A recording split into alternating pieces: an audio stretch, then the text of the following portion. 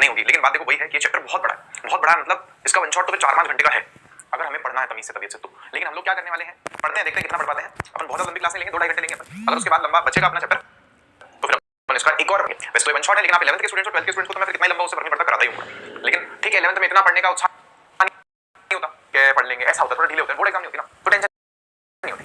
तो पढ़ा तो 2 भागों में बांट लेंगे। फिलहाल इसको हम लोग शुरू करते हैं। जितने स्टूडेंट्स पधार गए हैं सभी से रिक्वेस्ट है कि भैया वीडियो को लाइक कर देंगे और अपने करके हमें जरूर बताया करो कि आपको वीडियोस कैसे लगते हैं। और तो और इसके अलावा अभी जस्ट मैं 12th के न्यू अग्नि बैच की क्लास खत्म करके आपकी क्लास में आ रहा हूं। तो आप में से जिन स्टूडेंट्स ने अभी तक भी 12th का नया 2024-25 वाला अग्नि बैच का कोर्स ज्वाइन नहीं किया है तो वो कर ले, क्योंकि एप्लीकेशन पर काफी क्लासेस हो चुकी हैं अभी तक। मैथमेटिक्स की काफी हो चुकी हैं, फिजिक्स की काफी हो चुकी हैं, बायो की भी हो चुकी हैं और तो केमिस्ट्री की भी शुरू हो चुकी है। केमिस्ट्री का आज लेक्चर नंबर 2 था जो कि 6 बजे से 7 बजे तक यहां पर बता रहा हूं। तो आ जाइए स्टूडेंट्स, सभी का तहे दिल से फिर से लर्न एंड शेयर के इस प्लेटफॉर्म पर मैं राहुल सचवानी हार्दिक स्वागत करता हूं। तो यहां देखेंगे इसका वन शॉट शुरू करते हैं अपन। तो देखो इस चैप्टर में थोड़ा सा मैं आप लोगों को फ्लो के बारे में बता दूं कि इस चैप्टर में क्या-क्या हमें दिया हुआ है। तो आप नोटिस करोगे कि इस चैप्टर में हम लोगों को मोटा-मोटा ऐसे एल्केन और एल्काइन इनके बारे में पढ़ना है और लास्ट में कुछ चीजें फिर हमें और भी पढ़नी है। तो एल्केन मतलब एल्केन के भौतिक गुणधर्म क्या है, एल्केन बनते कैसे हैं, भाई हाइड्रोकार्बनों का वर्गीकरण करके फिर हम उनके बारे में पढ़ रहे हैं। फिर एल्केन के बारे में फिर ऐसे पढ़ेंगे कि एल्केन की रासायनिक अभिक्रिया कैसे होती है। फिर एल्केन में हम देखेंगे कि बनता कैसे है, भौतिक गुणधर्म क्या होते हैं, रासायनिक अभिक्रिया कैसे होती है, सेम एल्काइन में भी देखेंगे। बीच-बीच में कुछ और भी टॉपिक्स आते जाएंगे और लास्ट में फिर हम बेंजीन वाला भी जाकर के देखते हैं। वो बहुत बड़ा क्वेश्चन नहीं है, छोटा क्वेश्चन है। तो ये इस पूरे चैप्टर का एक हमारा सिलसिला रहता है। तो यहां देखेंगे सब जने शुरू में कुछ बेसिक इंफॉर्मेशन है। मैं आप लोगों को, अगर आप कॉपी पेन लेकर के बैठे हो शॉर्ट नोट्स बनाना चाहते हो तो मैं आप लोगों को बताता चलूंगा कि आप लोगों को क्या-क्या लिखना है शॉर्ट नोट्स में और क्या-क्या नहीं लिखना। लेकिन मेरा यहां पर पढ़ाते समय फर्ज है कि मैं ऑलमोस्ट पूरा चैप्टर कवर करूं। तो सबसे पहला है कि दैनिक जीवन में हाइड्रोकार्बन। तो हमारे जीवन में हाइड्रोकार्बन कहां काम में आते हैं। तो हाइड्रोकार्बन एलपीजी सिलेंडर हम ले रहे हैं काम में, सीएनजी गैस है, एलएनजी लिक्विड नेचुरल गैस है हमारे पास में, ये ग्रास नहीं है गैस होगा ये, और पेट्रोल है, डीजल है, केरोसिन है, ये सारी चीजें क्या है स्टूडेंट्स हमारे पास में हाइड्रोकार्बन है। सारी चीजें हाइड्रोकार्बन हैं, ये गैस है बस और कुछ नहीं। तो यहां देखो आप हाइड्रोकार्बन क्या चीज होती है, तो यहां साफ-साफ लिखा हुआ है, इंग्लिश में अगर पढ़ोगे तो समझ में आ जाएगा। जिसमें क्या हो, जिसमें हमारे पास में हाइड्रोजन हो और कार्बन हो उसको हम लोग हाइड्रोकार्बन कहते हैं। हाइड्रोकार्बन जैसे फॉर एग्जांपल CH4 तो इसमें कार्बन भी हाइड्रोजन भी बहुत बढ़िया, C2H5OH अल्कोहल कार्बन भी हाइड्रोजन भी है, सब कुछ है बहुत बढ़िया। अच्छा उसके अलावा कुछ और चलेगा, हाइड्रोजन और कार्बन तो होना ही होना चाहिए, इसके अलावा ऑक्सीजन आ गया, नाइट्रोजन आ गया, सल्फर आ गया, हमें उससे कोई दिक्कत वाली बात नहीं है। लेकिन हाँ ये दोनों तो होने ही होने चाहिए। जैसे और कुछ भी ले लो ना, CH3COOH हम लोगों ने ले लिया, बेंजीन की रिंग है हमारे पास मान लीजिए इस तरह से। तो ये सारे इसके ऐसे खूब सारे एग्जांपल्स हमारे पास में हो सकते हैं। अच्छा इसके अलावा क्या नहीं है, सवाल ये है कि कौन सा हाइड्रोकार्बन नहीं है। जैसे मान लो आपको कहा NaCl, तो NaCl में ना तो हाइड्रोजन ना ही कार्बन है, तो ये हाइड्रोकार्बन नहीं है। अच्छा उसके अलावा और क्या है हमारे पास, जैसे आप लोगों को किसी ने कहा H2O, तो इसमें हाइड्रोजन तो है लेकिन कार्बन नहीं है।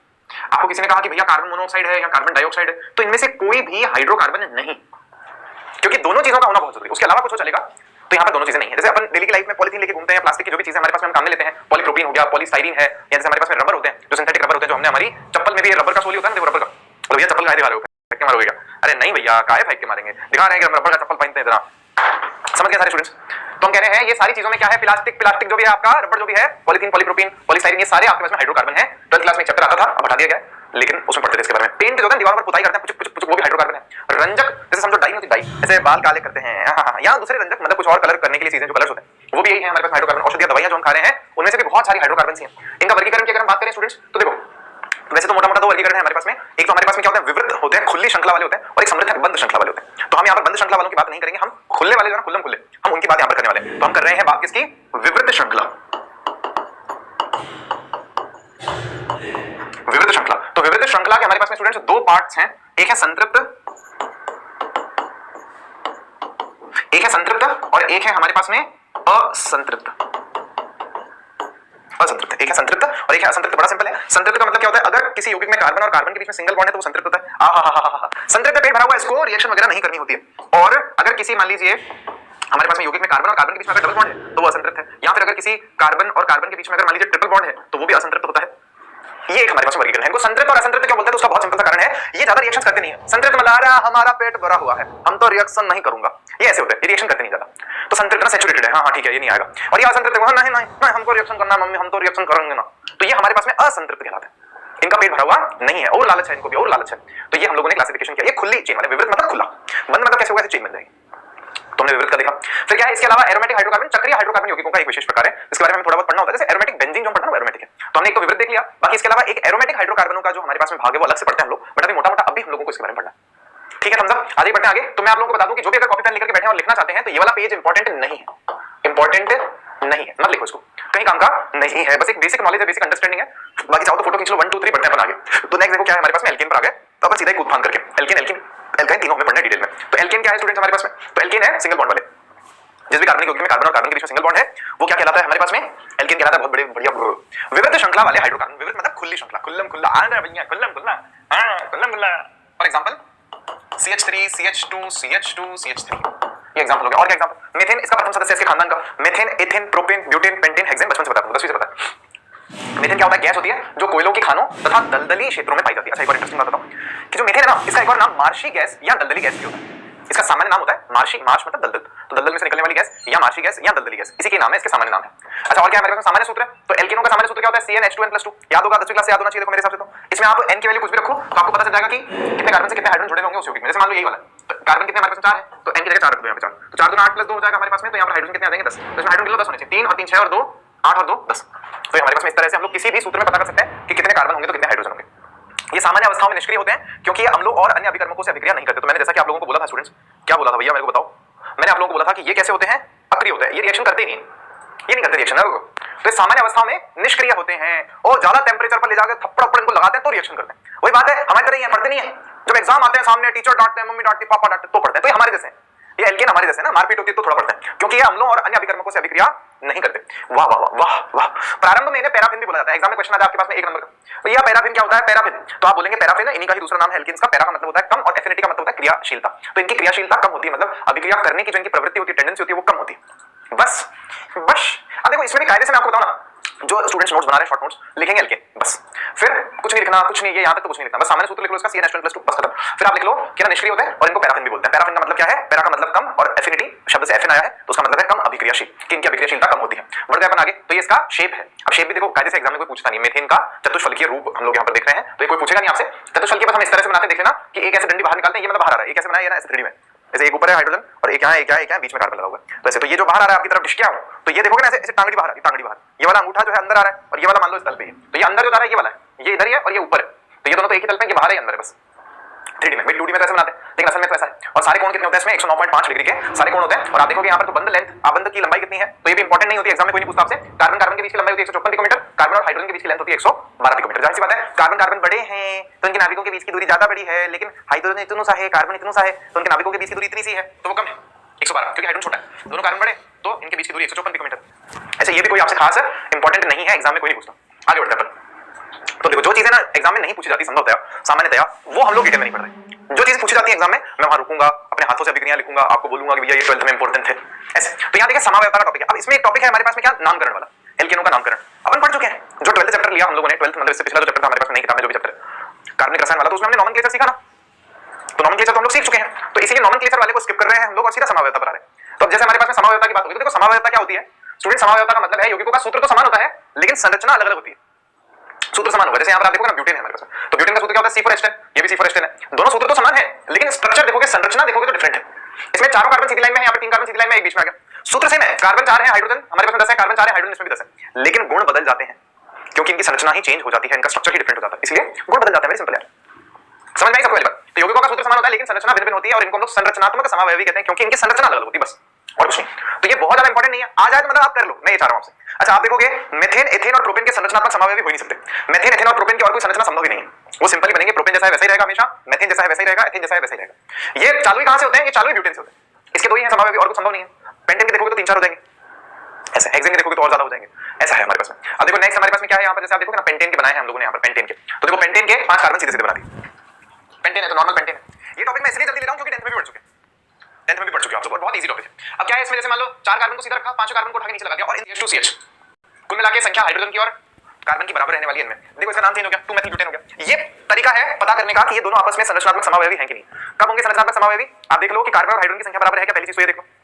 दूसरी चीज फिर आपको देखनी है, अगर है तो फिर दोनों का नाम IUPAC अलग अलग आ रहा है क्या, नाम डिफरेंट आएगा। इसका नाम हो गया 2 मेथिल ब्यूटेन हो गया, जबकि ये पेंटेन है हमारे पास में। इसको देखोगे तो आप क्या हो जाएगा हमारे पास में 2,2 डाइमेथिल प्रोपेन है हमारे पास में, लेकिन कार्बनों की संख्या और हाइड्रोजन की जो संख्या है वो बराबर है इन तीनों, C5H12 ही है तीनों का सूत्र।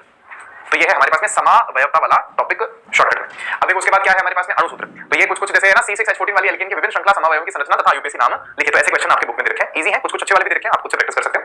जैसे हमारे पास हमने कहा कि ना C6H14 हेक्सेन होता है, ब्यूटेन नहीं होता, हेक्सेन होता है, तो गलती से मैंने यहाँ पर ब्यूटेन लिखा हुआ है, इसको करेक्ट कर देते हैं। ये ब्यूटेन नहीं होगा, यहाँ पर क्या होगा students, this will be hexane. 6 carbon है, हेक्सेन हो गया। ये 2 मेथिल पेंटेन है, ये 3 मेथिल पेंटेन है, ये 2,3 डाइमेथिल ब्यूटेन है हमारे पास में। फिर इसको ऊपर नीचे लगा दिया हम लोगों ने, तो 2,2 डाइमेथिल प्रोपेन सॉरी ब्यूटेन है हमारे पास में। तो इस तरह से जितने भी बने, इनका कोई सूत्र नहीं है याद करने का कि भैया कैसे बनाएंगे, वो आपको बना बना के देखना पड़ेगा, नाम लिख लिख करके देखना पड़ेगा, कोई शॉर्टकट ट्रिक नहीं है हमारे पास में ऐसा। तो तो हेक्सेन के देखो हमारे पास 5 संरचनात्मक समावयवी हो गए। ऐसे ब्रोमोपेंटेन के पूछ सकता है, ब्रोमोब्यूटेन के पूछ सकता है, किसी के भी वो चाहे तो हमसे पूछ सकता है। बस हमें चीजों की जगह अलग-अलग रख के नाम अलग-अलग आ जाएंगे अपने आप और उनको लिख के दिखाना होता है। वैसे इसके भी आने के चांसेस जो होते हैं वो बहुत ही कम होते हैं, बहुत कम चांसेस होते हैं। एक बेसिक बात है कि एल्किल समूह जब हम नामकरण करते हैं तो दिक्कत होती है। तो मेथेन से बनता है मेथिल, एक हाइड्रोजन मेथेन में से निकालो तो मेथिल बनता है, एथेन में से एक हाइड्रोजन निकालो तो एथिल बनता है C2H5। यहाँ पे पेंटेन में से एक हाइड्रोजन निकाल दोगे तो पेंटेल बन जाएगा हमारे पास। ऐसे कुछ भी बना सकते हो। जैसे आप देखो यहाँ पर, जैसे यहाँ पर CH3 लगा है तो कौन सा समूह है? ये मेथिल समूह है। तो 3 नंबर पर क्या जुड़ा हुआ है? मेथिल जुड़ा हुआ है। जैसे मान लो कभी किसी कार्बन पर ऐसे 2 कार्बन कंटीन्यूअस जुड़े हुए हो तो उसको एथिल बोल देंगे, प्रोपिल, ब्यूटिल, पेंटिल, हेक्सेन। ये हम लोग शॉर्टकट टर्म्स काम में लेते हैं। ये भी 10th क्लास का ही टॉपिक है, इसको भी अपन फटाफट से देख करके आगे बढ़ सकते हैं। तो देखो बुक में हमारे पास ना IUPAC नामकरण का एक बहुत अच्छा एग्जांपल दे रखा है। तो ये वाला मैं चाहूंगा कि आप लोग अगर फ्री बैठे, अगर आपको ये देखना है कि आपको नाम रखना आ गए हैं क्या, तो आप इन सब का नाम एक बार रख के देखो, आराम से फ्री हो। जब किताब खोलो, अपन ने किया है मेन लेक्चर में तो, लेकिन यहाँ पर आप सीखोगे तो मजा आएगा आप लोगों को। जैसे आप नोटिस करोगे ना, बहुत लंबे कार्बन चेन्स है इसमें और थोड़े टफ नाम है। जैसे देखो क्या है, 3,3 डाइएथिल, 5 आइसोप्रोपिल, 4 मेथिल ऑक्टेन, इतना लंबा नाम। तो मैं चाहूंगा ये वाली टेबल आप लोगों को, अगर आप नामकरण सीख चुके हैं इनका हाइड्रोकार्बन के पिछले वाले चैप्टर में कार्बनिक रसायन में, तो इनके नाम खुद से लिख करके देखना। ठीक है स्टूडेंट्स, बढ़ना आगे। तो नेक्स्ट है हमारे पास में यहाँ पर, ये भी उसी टेबल का हिस्सा है, अच्छे नाम है थोड़े, आप लोगों को प्रैक्टिस करने चाहिए। ठीक है स्टूडेंट्स, जैसे यहाँ पर देखो 3 नंबर पर एथिल जुड़ा हुआ है, 5 नंबर पर मेथिल जुड़ा हुआ है, तो नाम क्या हो जाएगा? 7 कार्बन है तो हेप्ट आ जाएगा। तो हेप्ट में 3 पर एथिल है तो 3 एथिल, 4 3 एथिल, 5 मेथिल और heptane, 3 ethyl, 5 methyl, heptane. Simple भी दे रखे और सामने लिखा हुआ भी कि वर्णमाला का क्रम लिया है हमने, यहाँ ये लिया है, वहाँ वो लिया है, ये सब लिखा हुआ भी है। अच्छा, उसके बाद क्या है हमारे पास में? एल्केन विरचन की विधियां। आ गए, हम आ गए हमारे मेन टॉपिक पर। यहाँ से असली मायने में ये चैप्टर शुरू हो रहा है। क्या बोल रहा हूँ? यहाँ से असली मायने में ये चैप्टर स्टूडेंट से शुरू हो रहा है।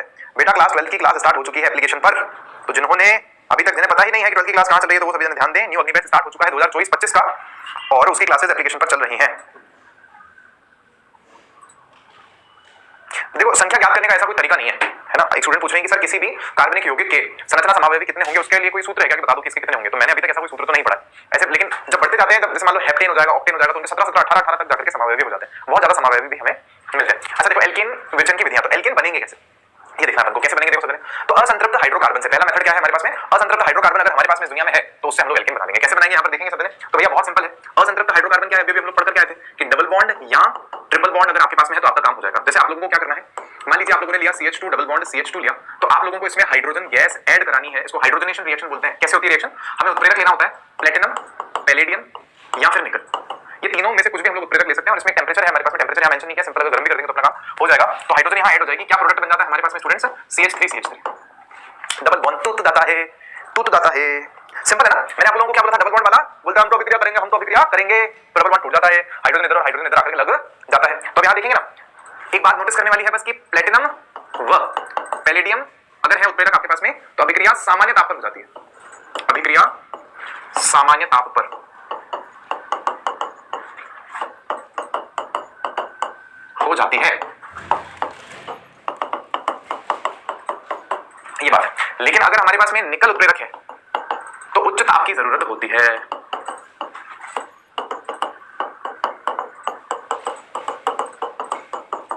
बस ये हमारे पास में एक अंतर है। अब देखो इसका और एग्जांपल क्या हो सकता है हमारे पास, मान लीजिए CH3 और यहाँ पर CH है, डबल बॉन्ड है आप लोगों के पास में CH2, तो इसमें फिर अगेन वही काम कर रहे हैं हम लोग, H2 ऐड करा रहे हैं हाइड्रोजन गैस। तो क्या बनेगा हमारे पास में? यहाँ पर डबल बॉन्ड टूट जाएगा स्टूडेंट्स, तो ये बचेगा CH3 CH2 CH3। वही उत्प्रेरक हमारे क्या? प्लेटिनम पैलेडियम निकल, प्लेटिनम पैलेडियम या फिर निकल हम लोग काम में लेंगे। अब एक हम लोग ट्रिपल बॉन्ड का भी एग्जांपल ले लेते हैं। तो ट्रिपल बॉन्ड है हमारे पास, मान लीजिए CH3 C triple bond CH same H2 gas, platinum palladium निकल, पहली फुर्सत में निकल भर देना एकदम। हाँ, प्लेटिनम पैलेडियम निकल।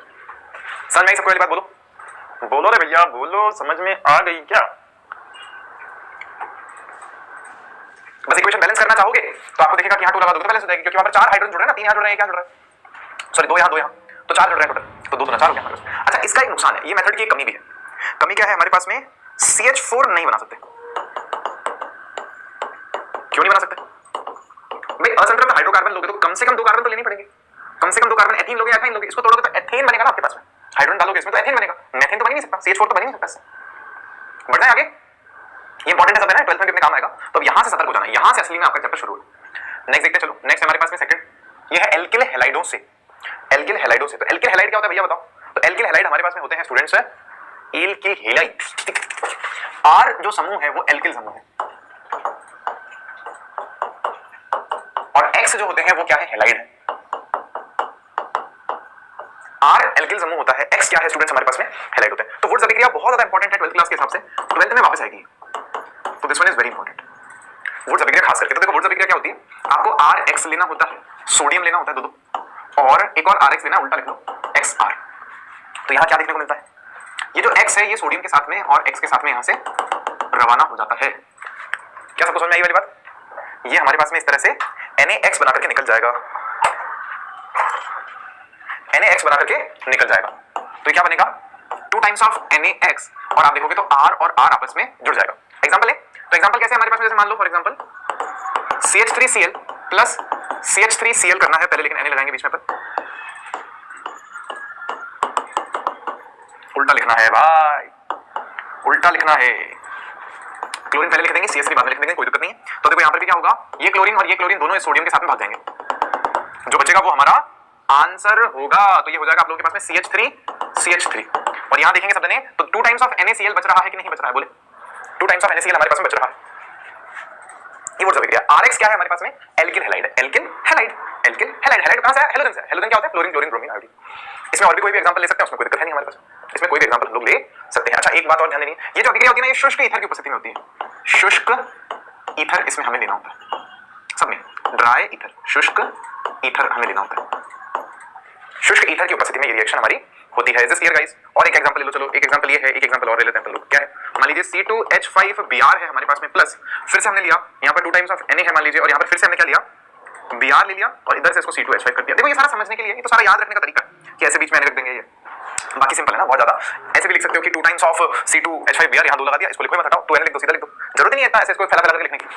तो वो समझने के लिए और याद करने के लिए और कुछ नहीं। तो शुष्क ईथर लिया हम लोगों ने फिर से यहाँ पर, तो क्या देखने को मिलेगा, C2H5 और C2H5 जुड़ जाएगा और क्या आ जाएगा हमारे पास में यहाँ पर 2 टाइम्स ऑफ NaBr आ जाएगा। Is this clear? क्या बोलते हो लिख। तो यहाँ पर आप लोग देखोगे ना कि उच्चतर एल्केन मिलता है। उच्चतर एल्केन मतलब अगर आपने CH3 लिया है तो कम से कम आपको CH3 तो मिलेगा। C2H5 लिया है तो छोटे से छोटा आपको 4 कार्बन वाला यौगिक यहाँ पर मिलेगा। और इसमें भी कमी हो गई, देखो कमी क्या हो गई कि इससे भी आप लोग मीथेन नहीं बना सकते, मीथेन नहीं बना सकते। हाँ हाँ हाँ, ओ मीथेन मीथेन ओ मीथेन, मीथेन को ढूंढना है अपने को, मीथेन तो बनी नहीं भैया। अच्छा इसमें एक और आपके दिमाग में सवाल चल रहा होगा कि भैया हम इससे ना असममित नहीं बना सकते क्या? भाई जो ये हमारे पास में बना ना, ये कैसा है, सममित है, ये सममित हाइड्रोकार्बन है। मतलब जैसे आपने जो दोनों ये लिया और ये लिया, इधर भी CH3 इधर भी CH3, दोनों जुड़े सममित है। यहाँ C2H5 है, यहाँ भी C2H5 है, दोनों जुड़े, तो जो चीज आपके पास बनी वो एकदम सिमेट्रिकल है कि हाँ मतलब 2 4 6 8 ऐसे कार्बन होंगे हमारे पास। जैसे आपने 3 कार्बन वाला ले लिया, उससे रिएक्शन करें तो 6 होंगे प्रोडक्ट में कार्बन। असममित का क्या, क्या हम इससे असममित हाइड्रोकार्बन बना सकते हैं? क्या हम इससे असममित हाइड्रोकार्बन बना सकते हैं? हाँ सर बना सकते हैं, क्यों नहीं बना सकते, क्यों नहीं बना सकते सर? तो देखो असममित हाइड्रोकार्बन कैसे बनेंगे हमारे पास में, तो यहाँ देखेंगे सबने असममित हाइड्रोकार्बन का निर्माण, असममित हाइड्रोकार्बन का निर्माण कैसे करेंगे? बड़ा सिंपल है, देखो मतलब आप ये मानो कि यहाँ हमने RX लिया प्लस 2 टाइम्स ऑफ Na लिया, यहाँ पर हम लोगों ने X तो लिया लेकिन R डैश लिया, मतलब ये वाला R और ये वाला R डैश सेम नहीं है, तो हमारे को जो प्रोडक्ट मिलेगा वो सममित ना होकर के असममित होगा। क्या मिलेगा प्रोडक्ट हम लोगों को यहाँ पर स्टूडेंट्स? वही शुष्क ईथर तो लेना ही हम लोगों को, तो यहाँ पर R डैश मिलेगा, 2 टाइम्स ऑफ NaX तो मिलेगा, ठीक है। फॉर एग्जांपल CH3Cl ले लिया मान लो, इसकी रिएक्शन हमने कराई, मान लीजिए 2 टाइम्स ऑफ सोडियम ले लिया और सामने डिफरेंट चीज हम लोगों ने क्या लिया यहाँ पर, लेट्स से C2H5Cl ले लिया, डिफरेंट हो गया ना, यहाँ CH3 है यहाँ C2H5 है, दोनों चीजें अलग अलग हो गई। तो अब यहाँ पर क्या क्या बनेगा, तो यहाँ पर वही है, शुष्क ईथर तो लेना ही है हम लोगों को, ड्राई ईथर तो हम लोगों को लेना ही लेना है, बनेगा क्या क्या। तो देखो इंटरेस्टिंग बात पता है क्या है कि ये जब रिएक्शन होगी तो जरूरी नहीं है कि ये केवल इससे ही रिएक्शन करे, ये चीज खुद अपने आप से भी तो रिएक्शन कर सकती है, ये चीज खुद अपने आप से भी तो रिएक्शन कर सकती है, और ये दोनों आपस में भी तो रिएक्शन कर सकते हैं। तो यहाँ पर 3 प्रोडक्ट पॉसिबल है, 3 तरह के प्रोडक्ट पॉसिबल है। भाई सोडियम का तो काम क्या था कि दोनों के क्लोरीन को लेकर भाग जाएगा, ये तो सोडियम का काम है, लेकिन प्रोडक्ट 3 तरह के पॉसिबल है। उसके अलावा NaCl के अलावा जो प्रोडक्ट बनेंगे वो 3 तरह के, कैसे? CH3 से जुड़ गया तो एक चीज तो क्या बन जाएगी, CH3 बन जाएगी, और क्या बनेगा आप लोगों के पास में, C2H5 से जुड़ गया तो C2H5 बन जाएगा, और CH3 अगर C2H5 से जुड़ गया तो क्या बनेगा, CH3 इसको चाहो तो आप CH3 CH2 लिख सकते हो। तो ये 3 चीजें तो बनी रही हैं और साथ में हम लोगों को 2 टाइम्स ऑफ NaCl मिल रहा है। क्या सबको ये बात समझ आई? तो ऐसे सारी संभावना है ना हमारे पास में, अलग अलग लिख सकते हो, ये खुद से रिएक्शन कर लेगी, मतलब इन दोनों की हो जाएगी, इन दोनों की ही हो जाएगी। आप बोले आप में से कोई दिमाग लगा के बोले भैया ये एक ही लिया होगी कैसे, अरे यार तो मजे ले लो, इसका 1 ग्राम भी उठा लिया ना तो उसमें अरबों खरबों होंगे, एक तो आप ले ही नहीं सकते, ये एक अणु तो ले ही नहीं सकते, भूल जाओ, अरबों खरबों अणु ये एक साथ आएंगे। तो ये है हमारे पास में पॉइंट। अब समस्या क्या है कि यार यहाँ से हमारे पास में इतना सारों का मिक्सचर आ जाएगा, एक ही मिश्रण में होंगे सारे के सारे। अब जो बनने वाले उत्पाद हैं उनके क्वथनांक लगभग समान है, तो यहाँ बनने वाले उत्पादों के क्वथनांक लगभग समान है, यहाँ बनने वाले उत्पादों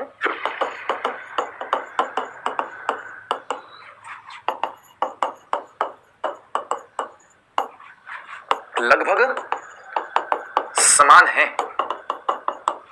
अतः इन्हें पृथक करना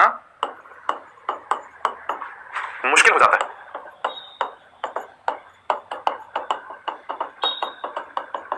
इसलिए इस विधि से हम केवल सममित हाइड्रोकार्बन ही बनाते हैं।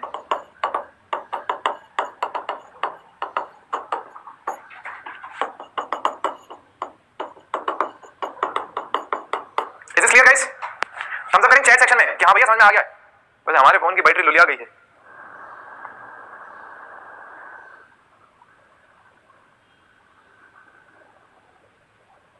समझ गए सारे? थम्स अप कर दो फटाफट से चैट सेक्शन में धमाधम।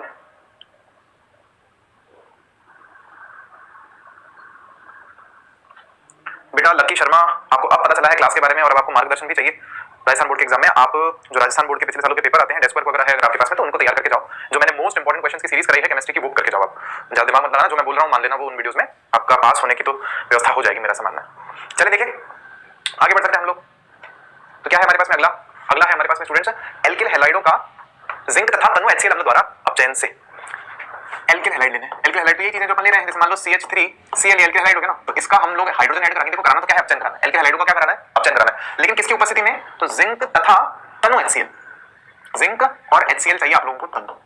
ये चीजें ले लो, काम हो जाएगा आपका। क्या बन जाएगा यहाँ पर आप लोगों के पास में CH4 आ जाएगा और HCl अलग हो जाएगा। देखो क्या हुआ, दो हाइड्रोजन थे ना, तो एक हाइड्रोजन क्लोरीन को लेके निकल गया, HCl बना दिया, दूसरा हाइड्रोजन उसमें CH3 में जाकर लग गया, उसने मेथेन बना दिया। तो अब यहाँ कमी जाकर के दूर हुई कि चलो हाँ मेथेन ऐसे बना लेंगे, मेथेन ऐसे बना सकते हैं। ऐसे कुछ भी एग्जांपल लिख लो, जैसे मान लो C2H5Br है प्लस H2 है। क्या होगा, जिंक लेंगे, जिनक के साथ में हम लोग लेंगे भैया H+ चाहिए, यहाँ HCl लिख लो, तनु HCl के जगह H+ लिख देगा। क्या हो जाएगी रिएक्शन हमारे पास में यहाँ पर C2H6 हो जाएगी प्लस HBr। हाइड्रोजन जो है ब्रोमीन के साथ निकल लेगा, खसक लेगा। हाँ बता रहे हम तुमको, हाँ शाना है शाना। ऐसे कुछ भी ले सकते हो ना तुम, और भी एग्जांपल्स खुद से बना सकते हो। लंबे हाइड्रोकार्बन के एग्जांपल हो सकते हैं, बच्चों वाली बातें हैं जी। चलिए बढ़िया बना। तो नेक्स्ट है हमारे पास में कार्बोक्सिलिक अम्लों से। ये सारे इंपॉर्टेंट है ना, और उसमें से भी जो मैं बोलूं वो ज्यादा इंपॉर्टेंट है, ये बहुत ज्यादा इंपॉर्टेंट है ना। वुड्स रिएक्शन बहुत ज्यादा इंपॉर्टेंट है, 12th में आ सकती है, 12th में बोर्ड में मार्क्स दिला देगी तुमको ऐसा। ये इतना इंपॉर्टेंट है, इतना नहीं है ना, ठीक है, इतना इंपॉर्टेंट नहीं है। चलो आगे बढ़ते हैं हम लोग। तो नेक्स्ट है हमारे पास में कार्बोक्सिलिक अम्लों से। तो इसमें पहला है हमारे पास में वी कार्बोक्सिलीकरण। मैं क्या बताऊं तुमको, 12th में कल कराई है मैंने रिएक्शन, कल जो गया कल, उसमें उनके एल्डिहाइड कीटोन और कार्बोक्सिलिक अम्ल करके एक चैप्टर है, उसमें कार्बोक्सिलिक अम्ल के बारे में जब पढ़ते हैं हम लोग ऑर्गेनिक केमिस्ट्री में, वो 12th क्लास का ऑर्गेनिक केमिस्ट्री का सबसे बड़ा चैप्टर है। तो उसमें ये वाली रिएक्शन कल करा के आए उनको, कल वाली क्लास में, और एग्जाम में पूछी गई उनके। वी कार्बोक्सिलीकरण मतलब आपको कार्बोक्सिलिक एसिड लेना है, उसकी आईसी की तैसी कर देनी है उसकी। वी कार्बो, वी निकल वी मतलब हट टू निकल जाए यहाँ से। तो मतलब कैसे कि आपको कार्बोक्सिलिक अम्ल लेना है, CH3COOH लेना है। इसकी रिएक्शन करानी है नानो से, नानो मतलब NaOH ले लो या क्या है। तो क्या बना के देगा ये हमको CH3COO ये बना के देगा ना बाबू राव। ये क्या चीज है आपके पास में, कार्बोक्सिलिक अम्ल का सोडियम लवण। क्या है ये आपके पास में, कार्बोक्सिलिक अम्ल था, उसका सोडियम लवण बन चुका है। इसका नाम होता है सोडियम एसीटेट, या इसको बोलेंगे सोडियम एसीटेट। हाँ क्या बोलेंगे इसको, सोडियम एसीटेट, सोडियम एसीटेट, ये नाम हमारे उसमें। अब इसको लेना है। अब यही है हमारी फिल्म का हीरो। हाँ हम बता ही दे रहे हैं तुमको, CH3COONA। इसको डालेंगे भैया सोडा लाइम में डालेंगे। इसको कहाँ डालेंगे, सोडा लाइम। सोडा लाइम क्या होता है, NaOH व कैल्शियम ऑक्साइड का एक निश्चित अनुपात में मिश्रण होता है। इसको क्या बोला जाता है, सोडा लाइम। गलम करेंगे इसको, गलमा गलम कचौली समोसे गलम। तो क्या होगा, यहाँ से CH3 जो है वो बन जाएगा CH4। वाह भैया वाह, आपकी तो चलती है यहाँ पे। और Na2CO3 हमारे पास बन करके बाहर आ जाएगा। क्या आओ इधर आओ भैया, तुमको बताएं तुम, हाँ समझ आ गई को। ऊपर वाली रिएक्शन देखोगे तो अम्ल और क्षार की रिएक्शन है, अम्ल की और क्षार की रिएक्शन है। अम्ल और क्षार से लवण बनता है, लवण बन गया हमारे लवण है। ये लवण लेना है सोडियम एसीटेट, और इसको सोडा लाइम मिलाना है, इसमें गर्म करना है थोड़ा सा। Na2CO3 के साथ में हमें क्या मिल जाएगा, मीथेन मिल जाएगा। और एग्जांपल इसका, जैसे और एग्जांपल अगर हम लोग ले, मान लो C2H5CONA ले लें अगर अपन, तो ये तो हो गया हमारे पास में, मान लीजिए एग्जांपल 1। ऐसे ही एग्जांपल 2 भी ले ले, मान लो C2H5COONA। वही बुक में थोड़ा लिखने का तरीका डिफरेंट है, वो इसको साथ में लिखता है, NaOH को यहाँ लिखता है, CO को ऊपर लिखता है। चलेगा मियां चलेगा, दौड़ेगा। शुद्ध लाइफ क्या होगा, जो मंजूर है खुदा होगा वही होगा। C2H6 होगा। वाओ भैया, you are so smart, you are such a genius. क्या बात भैया, क्या बात, मतलब पानी पी लीजिए भैया ऐसी बात पे। आप 2 घंटे से जो है ऐसे लगे हुए, तो आप 2 घुटक मार लीजिए। समझ गए सारे स्टूडेंट्स?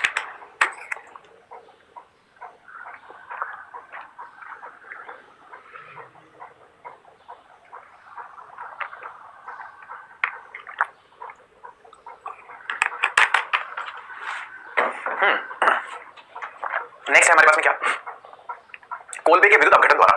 तो ये भी हम कार्बोक्सिलिक अम्ल से ही पढ़ रहे हैं। अब हम क्या कराएंगे, एक किसी के नाम पे है, कोल्बे कोई इंसान रहे होंगे, उन्होंने बताया होगा, तो कोल्बे विरुद्ध अपघटन या कोल्बेज इलेक्ट्रोलाइसिस द्वारा। तो कैसे होता है इलेक्ट्रोलाइसिस? देखो बड़ा सिंपल है, बड़ा मस्त है, छोटा सा बच्चा है, छोटा सा तो कैसे होगा, हमें क्या लेना है, एथेनोइक एसिड लेना है, CH3COOH एथेनोइक एसिड ले लिया हम लोगों ने, और हमें लेना एडेंट वही होता है CH3CO Na चाहिए होता है हम लोगों को, तो भले चाहिए तो इसको Na से रिएक्शन करके बना लो, या अब आप बड़े हो गए तो सीधा ही Na लिख दो इसके आगे, सीधा ही सोडियम लिख दो। हमें क्या कराना है, इसको पानी में मिलाना है स्टूडेंट्स, और इसको देना है विद्युत धारा, इसका क्या कराना है, विद्युत अपघटन, मतलब विद्युत का झटका इसको देंगे।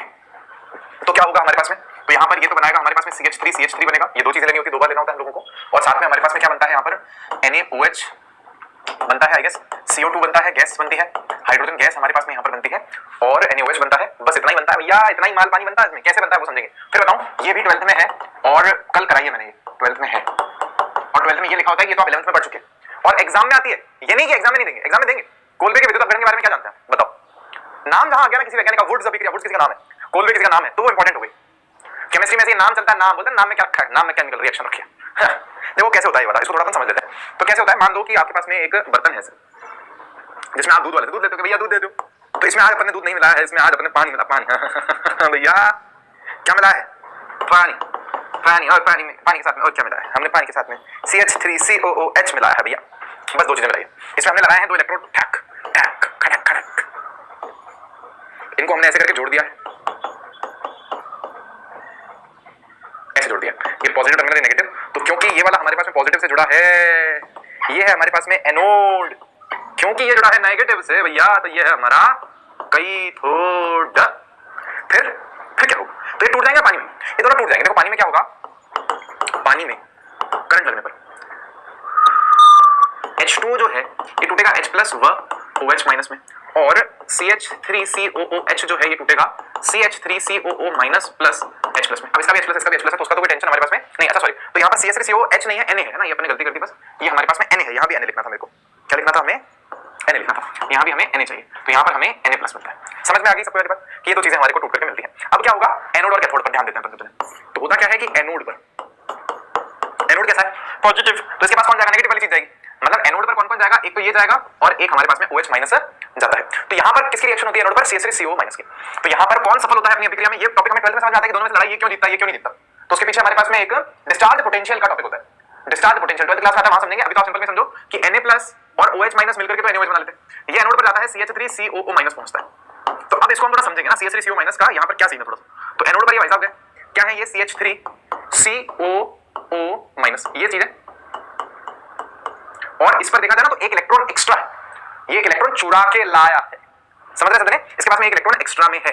तो यहाँ क्या होता है कि ये है ना इलेक्ट्रॉन इसको देके और ये बाहर निकल जाता है, समझना कैसे कि ये एक्स्ट्रा इलेक्ट्रॉन मान लो यहाँ जाता है, ये रिश्ता यहाँ से तोड़ लेता है, ये इलेक्ट्रॉन इसके पास चला जाता है, और ये क्या बना लेते हैं, CO2 गैस अलग हो जाती है, और CH3 का मुक्त मूलक बनता है, CH3 का हमारे पास में मुक्त मूलक बनता है। देखो इसको तोड़ने का कैसे है, हमारे पास में माइनस है, और CH3COO हमारे पास में मुक्त मूलक बना लेते हैं। पहले पर देख लो एक बार, भले ऐसे देख लो आप कैसे होता है, एक बार ऑफिस देखते हैं, इसको अच्छे समझते हैं, इसको मिटाओ एक बार, मस्त समझाता हूँ। देखो भी आपको देखना, समझना, ध्यान समझना।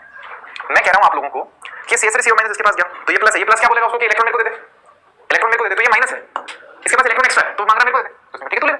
तो क्या व्यवस्था हो जाती है हमारे पास में, CH3CO और ये O जो है हमारे पास में, इसके पास में एक इलेक्ट्रॉन बचता है, ये एक उसको दे देता है, यहाँ दो थे ना इसके पास, ये एक इलेक्ट्रॉन देता है, क्या जाया हटाया, मेरे पास है ना, इसके पास अभी 8 हो रहा है, लेकिन जबरदस्ती में हो रहा है, ये सामने वाले का इलेक्ट्रॉन मार्क लिया है, क्योंकि यहाँ पर CH3CO माइनस बना था, Na अलग हुआ था, Na प्लस अलग हुआ था, Na का इलेक्ट्रॉन इसके पास ही है अभी भी, तो वो इलेक्ट्रॉन इसको एनोड पॉजिटिव बोलेगा मेरे को दे दे, तो ये इस इलेक्ट्रॉन को इसको दे देगा, खुद के पास क्या होगा, माइनस का चार्ज खत्म हो जाएगा। लेकिन अब ये क्या है, ये मुक्त मूलक है, मुक्त मूलक के बारे में हम पिछले चैप्टर में पढ़ चुके हैं, रिएक्टिव होता है काफी तेज।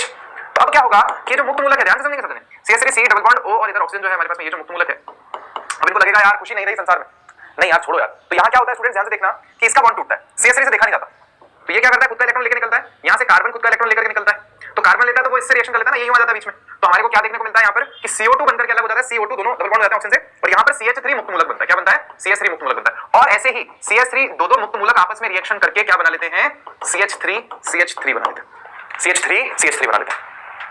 समझ में आई? और बहुत सिंपल है, कैथोड पर हमारे पास में कौन जाता है, कैथोड नेगेटिव है, उसके पास जाएगा पॉजिटिव वाली चीज H प्लस NaOH, तो मिल गया आपस में, तो H प्लस यहाँ जाता है, और H प्लस यहाँ से इलेक्ट्रॉन लेके H2 बना देता है, यहाँ से इलेक्ट्रॉन लेकर के H2 बना देता है, बात खत्म, टाटा बाय बाय। हालांकि मैं चीज बताऊं, अभी मेरे को नहीं लगता कि इतने चांसेस हैं कि आप लोगों से 11th में क्रियाविधि पूछ लेंगे, 11th में क्रियाविधि नहीं पूछता, तो उसकी चिंता अपने को बिल्कुल भी नहीं करनी। 12th में पूछता है, कभी कभी ज्यादा नहीं पूछता, 12th में ऐसी क्रियाविधियां खूब दे रखी है, लेकिन पूछता नहीं है, तो अपन आगे बढ़ सकते हैं स्टूडेंट्स। कैथोड पर आप लोग खुद देख लेना कि हाइड्रोजन बनता है, वैसे रिएक्शन इंपॉर्टेंट है, 12th में भी काम की है, कोल्बे विद्युत अपघटन। नेक्स्ट क्या है हमारे पास में, तो नेक्स्ट देख लेते हैं फटाफट से भौतिक गुणधर्म में। तो एल्केनों के भौतिक गुणधर्म में, तो एल्केन कैसी प्रकृति के होते हैं, अध्रुवीय होते हैं।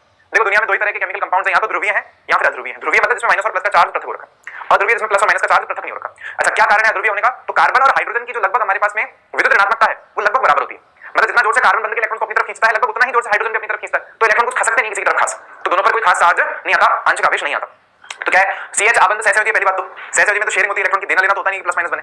उसी तरह से कार्बन और हाइड्रोजन की विद्युत ऋणात्मकता भी लगभग बराबर होती है, तो इसलिए ये कैसे है अध्रुवीय है। तो आप हमेशा ध्यान रखना अध्रुवीय चीज अगर होती है ना, अध्रुवीय में घुलेगा में घुलता है। मतलब अगर कोई पदार्थ अध्रुवीय है तो वो अध्रुवीय विलायक में ही घुलेगा, ध्रुवीय में नहीं घुलेगा। ये नियम है हमारी क्लास में, समान समान को घुलता है, लाइक डिसॉल्व लाइक। ध्रुवीय चीज में ध्रुवीय घुलेगी, अध्रुवीय चीज में अध्रुवीय घुलेगी। बोले भैया हमको कैसे पता चलेगा। अब देखो यहाँ पर ये क्या है हमारे पास में अध्रुवीय, जैसे मान लो मैं कह रहा हूँ आप लोगों के पास में C5H10 है, C5H10 अगर कोई हमसे पूछे क्या ये घुल जाएगी किसमें, बेंजीन में, तो हम कहेंगे कि हाँ घुल जाएगी। क्यों घुल जाएगी, ये भी अध्रुवीय, ये भी अध्रुवीय, कैसे पता, इसमें भी केवल कार्बन और हाइड्रोजन है। तो केवल अगर कार्बन हाइड्रोजन है तो वहां पर प्लस माइनस का चार्ज होता ही नहीं, भूल जाओ।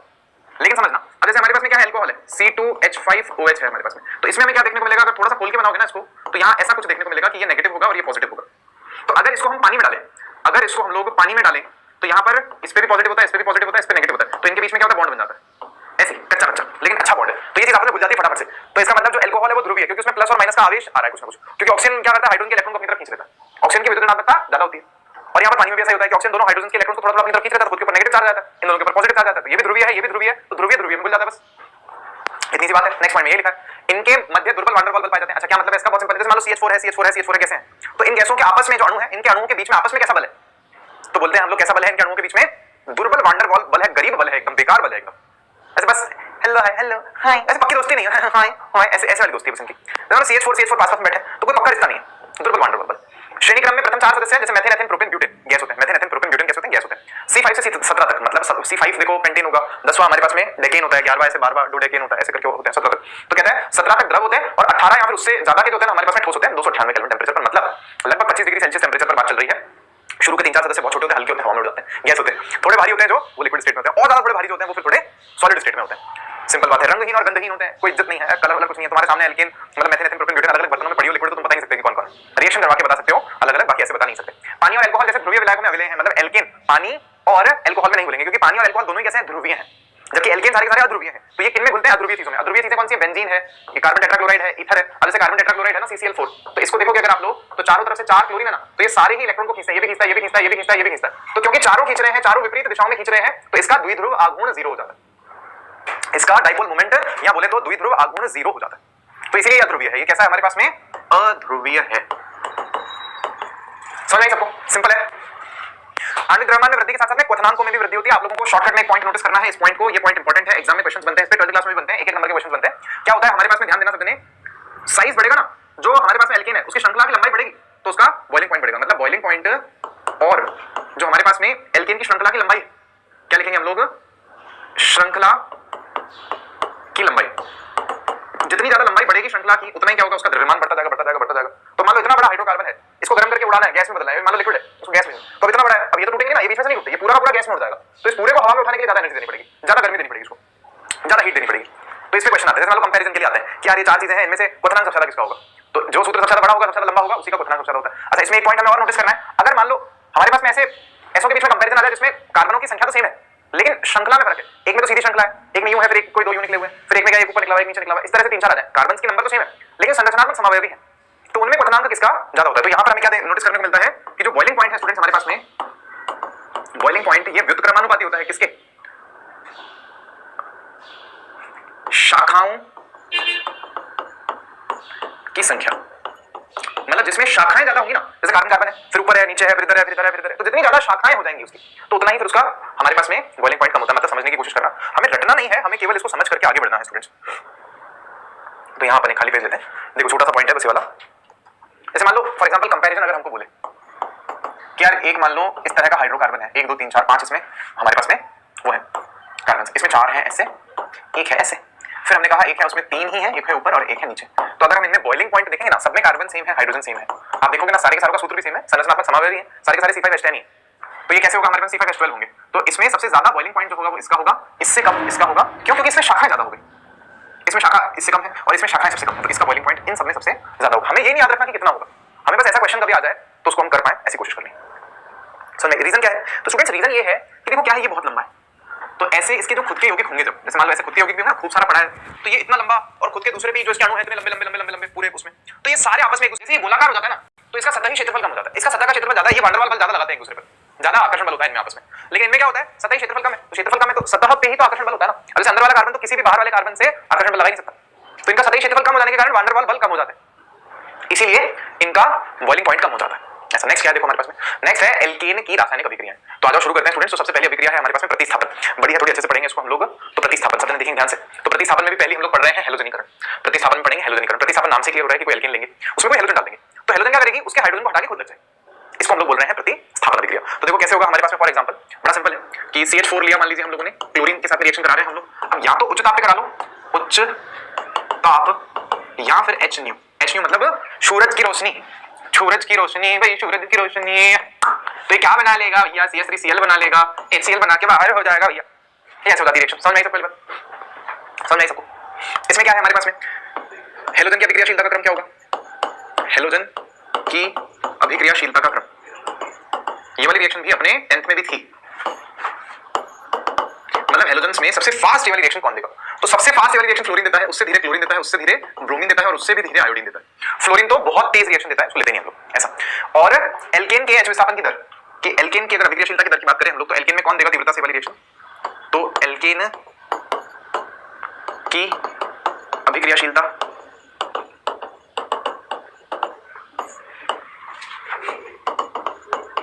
तो ये क्या होगा हमारे पास में, 3 डिग्री सबसे बढ़िया रिएक्शन देगा, 2 डिग्री उससे कम, और 1 डिग्री उससे भी कम। उसके पीछे कारण क्या, बहुत सिंपल सा कारण है कि 3 डिग्री हमारे पास में जो कार्बन धनायन होता है वो स्टेबल होता है, फटाफट से रिएक्शन देगा। तो 3 डिग्री सबसे ज्यादा देगा, 2 डिग्री उससे कम देगा, और 1 डिग्री उससे कम देगा। ये सारी चीजें कहीं ना कहीं हम लोग पिछले चैप्टर में पढ़ चुके हैं, ये सारी चीजें कहीं ना कहीं पिछले चैप्टर में आई हैं थोड़े थोड़े महीने में, क्योंकि वो भी हाइड्रोकार्बन के ऊपर ही था। यहाँ भी हम पढ़ तो हाइड्रोकार्बन ही रहे।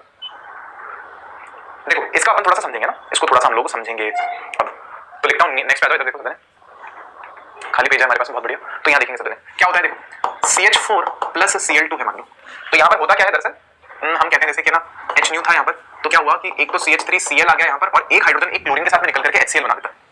सही बात है? तो अब थोड़ा समझेंगे कि हुआ कैसे। तो होता असल में क्या है कि जो क्लोरीन है ना, वो धूप में समांश विदलन का शिकार होता है। मतलब समांश विदलन इस तरह से होता है कि इसका इलेक्ट्रॉन इसके पास, इसका इलेक्ट्रॉन इसके पास, तो ये दो मुक्त मूलक बना लेते हैं, क्लोरीन के मुक्त मूलक बना लेते हैं, और फिर वो आगे रिएक्शन को प्रोसीड करते हैं। अब जैसे यहाँ पर आप देखोगे ना होगा क्या कि जैसे एक ये क्लोरीन है, वापस से रिएक्शन आगे बढ़ेगी हमारे पास में, तो हम ऐसे देखते हैं कि CH3 जो Cl बना है, ये फिर से क्लोरीन से रिएक्शन कर रहा है, तो ये क्या बना करके दे रहा है हम लोगों को, ये बना करके दे रहा है CH2Cl2 बना करके दे रहा है, और आप देखोगे तो HCl तो बन ही रहा है। इसके अलावा फिर आप देखोगे कि ये जो बना हमारे पास में CH2Cl2, तो ये भी और क्लोरीन से रिएक्शन करके क्या बना करके दे सकता है, CHCl3 बना करके दे सकता है, और HCl तो बन ही रहा है। ये चीज क्या कहलाती है हमारे पास में, क्लोरोफॉर्म कहलाती है। इसको क्या बोल सकते हैं हम लोग, 1,1 डाइक्लोरोमेथेन बोल सकते हैं इसको हम लोग। और क्या होगा कि ये जो क्लोरोफॉर्म है आपके पास में CHCl3, ये और क्लोरीन से रिएक्शन करके क्या बना करके दे सकता है स्टूडेंट्स, तो ये बना करके दे सकता है आप लोगों को CCl4 कार्बन टेट्राक्लोराइड। क्या बना करके दे सकता है, CCl4 बोले तो कार्बन टेट्राक्लोराइड।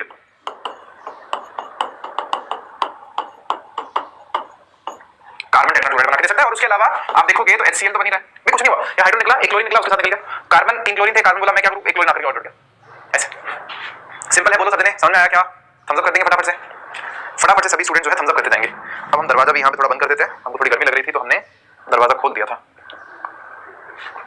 नेक्स्ट देखें, नेक्स्ट तो नेक्स्ट है हमारे पास में यहाँ पर खाली पन्ना है, कुछ नहीं है, नेक्स्ट के नाम पे खाली पन्ना है, खाली पन्ना। ये रिएक्शन जरूरी नहीं है कि केवल मेथेन के साथ में कराएं, और भी एग्जांपल हो सकता है हमारे पास में। कोई बड़ा अगर हाइड्रोकार्बन है तो वो भी दे देगा रिएक्शन, जैसे मान लो CH3 है, इसकी रिएक्शन करा दी हम लोगों ने वापस से किसके साथ में, क्लोरीन के साथ में। क्लोरीन के साथ में क्यों, क्योंकि क्लोरीन इजीली कर लेती है रिएक्शन, क्लोरीन और ब्रोमीन दोनों कर लेते हैं, और धूप में हो जाती है रिएक्शन सिंपल में। तो क्या होगा कि यहाँ पर CH3 और ये CH2Cl बन जाएगा, और एक HCl अलग हो जाएगा। सिंपल है। अच्छा एक पॉइंट नोटिस करेंगे सबने क्या, कि I2 के साथ में अभिक्रिया उत्क्रमणीय होती है। I2 के साथ अभिक्रिया कैसे होती है, उत्क्रमणीय होती है, मतलब रिवर्सिबल होती है रिएक्शन, उल्टी दिशा में भी हो जाती है, उत्क्रमणीय होती है। क्या मतलब है, इसका मतलब है कि अगर मान लीजिए आपने क्या किया, यहां पर आप लोगों ने लेते से CH4 के साथ में I2 लिया, तो क्या देखने को मिलेगा कि प्रोडक्ट तो बनेगा आपके पास में CH3I आयोडोमीथेन, और साथ में HI भी बनेगा। लेकिन प्रॉब्लम क्या होती है, जो HI होता है ना काफी ज्यादा अभिक्रियाशील होता है, तो ये रिएक्शन केवल फॉरवर्ड डायरेक्शन में ना होकर के वापस पीछे आ जाती है, ये हमको वापस दोनों चीजें ये बना के देती है। तो एज रिजल्ट क्या होगा कि हमें उत्पाद की मात्रा कम मिलती है, हमें उत्पाद की मात्रा कम मिलती है। तो क्या करें, सॉल्यूशन बताओ। तो सॉल्यूशन तो ये है कि देखो HI जो है ना एक प्रबल अपचायक है, HI एक अपचायक है, तो ये अपचयन करा देता है। समझ रहे हैं इस बात को कि ये अपचयन करवा देता है, ये है हमारे पास में बात, प्रबल अपचायक है। तो हमें कोई उपचायक डाल देंगे हम, मतलब हम अगर कोई ऐसी चीज डाल दें जो इससे रिएक्शन करके इसको खत्म कर दे तो ये तो बच जाएगा हमारे पास। तो आइडिया ये है कि एचआई को खत्म करने के लिए हम इस रिएक्शन में कुछ और डाल दें, कोई ऑक्सीकारक डाल दें, इसके उल्टा कोई डाल दें, जैसे अम्ल है तो कोई क्षार डाल दें, ऐसा समझो। तो हमारे पास में यहाँ पर क्या डालने होते हैं सॉल्यूशन के लिए, हमें क्या बनाने होते हैं सॉल्यूशन ये है हमारे पास में यहाँ पर कि हम इसकी रिएक्शन में जैसे एचआई के साथ में कौन डाल दें, हम लोग एक आयोडिक अम्ल डाल दें HiO3, तो हमारे पास में क्या होगा, इन दोनों की आपस में रिएक्शन हो जाएगी, यहाँ I2 हमारे पास में अलग हो जाता है और 3 टाइम्स ऑफ H2 हमारे पास में अलग हो जाता है, तो रिएक्शन होती जाती है, मतलब जो HI बनता है उसको खत्म कर दो, होगा नहीं तो नाटक नहीं करेगा, होगा तो फिर उससे रिएक्शन करके वापस H4 मीथेन बना देगा, या तो ऐसे कर लो, इसको डाल दो HiO3 को डाल दो, या फिर इसके साथ में HNO3 को डाल दो, तो भी पॉसिबल है, तो भी पॉसिबल है। उसके इसमें I2 और 2 टाइम्स ऑफ H2 और 2 टाइम्स ऑफ NO2 मिलता है, या तो ऐसे हो जाएगी रिएक्शन, यहाँ से, मतलब आपको ये तो करानी है, जो HI बनता है उसमें ये डाल दो, मतलब दोनों में से कुछ भी डाल दो तो खत्म हो जाएगा ऐसा। और अगर हम देखते हैं फ्लोरीन के साथ में अभिक्रिया, तो फ्लोरीन के साथ में तो प्रचंड व अनियंत्रित अभिक्रिया होती है, तो यहां पर आप लोग नोटिस करेंगे हमेशा हम फ्लोरीन की कराते हैं रिएक्शन F के साथ अभिक्रिया प्रचंड व अनियंत्रित होती है, कंट्रोल नहीं होती, करो इतनी खतरनाक होती है, अनियंत्रित।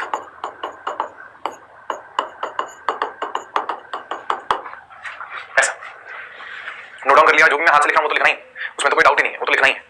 अच्छा, फिर इसके बाद क्या है हमारे पास में स्टूडेंट्स, क्रियाविधि। तो अब हमारा सवाल है कि भैया ये जो रिएक्शन हमने पढ़ी ये हो कैसे रही आखिर, ये वाली हैलोजनीकरण वाली, इसके पीछे का मैकेनिज्म क्या है, रिएक्शन हो कैसे रही। तो इसके पीछे है क्रियाविधि। क्रियाविधि में 3 स्टेप्स हैं, पहला है समारंभन। तो समारंभन तो बड़ा सिंपल है, इनिशिएशन बोलते हैं इसको इंग्लिश में। क्या है हमारे पास में समारंभन में, जैसे मान लीजिए क्लोरीन है आप लोगों के पास में, धूप में आपने रखा, तो यहाँ से रिएक्शन शुरू होती है समान स्विदलन से, ये इलेक्ट्रॉन ले लेता है अपना, ये भी ले लेता है, तो ये क्या बना लेंगे, दो क्लोरीन के मुक्त मूलक बना लेंगे। अब जरूरी नहीं है कि ये जो मुक्त मूलक है ये केवल क्लोरीन में बने, ब्रोमीन में भी हो सकता है चाहे तो, और सिर्फ इतना ही नहीं, चाहे तो CH3Cl में भी हो सकता है, ये भी टूट सकता है, कोई बड़ी बात नहीं। ऐसे मैं आप लोगों को बता दूं कि इनका नाइट्रीकरण कुछ खास होता नहीं ना, कम अणुभार वाले एल्केन का नाइट्रीकरण मुश्किल होता है, कम अणुभार वालों का तो होता नहीं, तो आप मेंशन कर लो भले चाहो तो, कम अणुभार वाले एल्केन का नाइट्रीकरण मुश्किल होता है, ऐसा। तो क्या होता है वाष्प बचेगा, फिर सीखते हो, ये मेरे को टेंपरेचर लग रहा है यहाँ पे 77 नहीं होना चाहिए, 777 होना चाहिए, तो हमारे को यहाँ तो केवल ऊष्मा देनी होती है गैस का। तो एक बार मैं देख के बताता हूँ आप लोगों को कि इसका हमारे पास में कितना है। तो यहाँ पर और एक सांद्रित, एक होता है ग्रस्त और एक होता है सांद्रित। तो ग्रस्त में क्या है मैं आपको शक्ल दिखा देता हूँ, देखो बड़ा सिंपल है, आता नहीं एग्जाम में क्वेश्चन, लेकिन देख लो बस। ये वाला ग्रस्त होता है, जैसे कार्बन के सामने वाले कार्बन, हाइड्रोजन एकदम सामने है, ये वाला हाइड्रोजन इसके सामने, ये वाला हाइड्रोजन इसके सामने, 3D में ना, एक कार्बन एरा, एक कार्बन एरा, एक कार्बन एरा, ये हाइड्रोजन एक एरा एकदम आमने सामने, एकदम ये देखो आमने सामने ये वाले, तो ये ग्रस्त है। लेकिन दूसरा कौन सा होता है हमारे पास सांद्रित। सांद्रित में क्या होता है, ऐसे घूम जाता है, अब कुछ भी किसी के भी आमने सामने नहीं है, दूर से दूर है, ये सबसे दूर जितना हो सकता है उतना दूर है, ऐसे। तो ये वाला हमारे पास में सांद्रित कहलाता है, देखो ये घूम गया ना, ऐसे ऐसे घूम गया। तो सभी संरूपणों में आबंध कोण तथा आबंध लंबाई समान रहती है। ग्रस्त तथा सांद्रित रूपों को प्रदर्शित करने के लिए 2 हमारे पास मेथड्स होते हैं, एक ये मतलब ये सौहार्स प्रक्षेप कहलाता है, क्या कहलाता है, सौहार्स प्रक्षेप। 100 हॉर्स, घोड़े को देखो, मतलब घोड़ा खड़ा है ऐसा देखो आप, लंबा अंदर बाहर ऐसे करके, इसको ऐसे दिखा देते हैं हम लोग।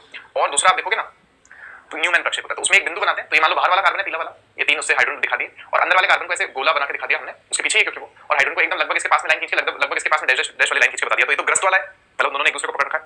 और ये हमारे पास सांद्रित है, सांद्रित मतलब उसको घुमा दिया, तो ये 60 डिग्री के कोण बन गए सारे के सारे, 60 डिग्री के कोण बन रहे हैं। ये 2 ही इंपॉर्टेंट है, बाकी अनंत होते हैं, लेकिन ये 2 इंपॉर्टेंट है, बस इतनी सी बात है, कुछ खास इंपॉर्टेंट नहीं है ना, ये टॉपिक कुछ खास इंपॉर्टेंट नहीं है। एथेन के सांद्रित रूप में कार्बन हाइड्रोजन आबंध के इलेक्ट्रॉन नंबर एक दूसरे के अधिकतम दूरी पर होते हैं, अर्थात न्यूनतम प्रतिकर्षण बल, न्यूनतम ऊर्जा तथा अणु का स्थायी होता है। तो अगर आप देखोगे ना सांद्रित वाला स्थायी होगा, ये वाला स्थायी होगा, क्यों, क्या कारण है, हाइड्रोजन और हाइड्रोजन दूर दूर है, मतलब ये पीछे है हाइड्रोजन, आगे है, ये इधर है, ये वाला इधर है, तो इनमें प्रतिकर्षण बहुत कम है, तो स्टेबल बहुत ज्यादा है। लेकिन ये वाला स्टेबल नहीं होता, क्योंकि इसका हाइड्रोजन नहीं रहा, इसका हाइड्रोजन नहीं रहा, सामने एक दूसरे के, तो क्या होता है, प्रतिकर्षण होता है, तो ये स्टेबल कम होता है, ये ज्यादा स्टेबल है, वो कम स्टेबल है बस। तो ये ज्यादा स्थायी है तो इसकी ऊर्जा कम होती है, उसकी ऊर्जा ज्यादा होती है, स्थायी कम होता है। ऊर्जा में और स्थायित्व में यही रिलेशन है ना, 2 पॉइंट्स में इसको समझा रखा है। इलेक्ट्रॉन अणु के बीच प्रतिकर्षण अन्योन्य क्रिया ही मरोड़ी विकृति है, उनके इलेक्ट्रॉनों के बीच में जो प्रतिकर्षण बल लगता है ना, वही मरोड़ी विकृति कहलाता है। ऐसा मरोड़ी विकृति का परिमाण कार्बन कार्बन एकल बंध के घूर्णन कोण पर निर्भर करता है, कार्बन कार्बन का जो घूर्णन होता है ना उस पर डिपेंड करता है। इस कोण को द्वितल कोण या मरोड़ी कोण भी कहते हैं, इस कोण को ही द्वितल कोण या फिर मरोड़ी कोण भी हम लोग कहते हैं। समझ रहे हैं कि सारे स्टूडेंट्स इस बात को? बढ़ जाए आगे।